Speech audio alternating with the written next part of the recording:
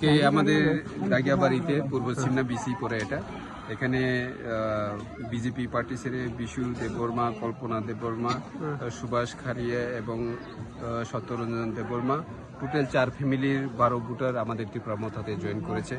ওনাদেরকে আমরা ত্রিপুরা মথার পক্ষ থেকে স্বাগত জানাচ্ছি এবং ওয়েলকাম জানাচ্ছি এবং আগামী দিনে এরকম জয়েনিং প্রোগ্রাম আরও হবে এটা স্বাভাবিক। ত্রিপুরা রাজ্যে এখন ত্রিপুরা মথার যে লেহের এটাই চলছে এবং আগামী 2026-এর যে জেনারেল ইলেকশন এটাতে আমরা নিশ্চিত আমরা জয়ী হচ্ছি। তাই সকল জনগণ এইভাবেই আমাদের পার্টিতে অংশগ্রহণ করছেন এবং তাদেরকে আমরা প্রার্থীদের তারা তো হারবে এটা তো জানেন আপনারা, কিন্তু আমরা একটা বিষয় আপনাদেরকে জানাতে চাই যে গত 2023-এর যে ইলেকশনে আমার প্রতিদ্বন্দ্বী কিন্তু বিজেপি ছিল না, আমার প্রতিদ্বন্দ্বী ছিল সিপিএম এর কুমুদ দেববর্মা।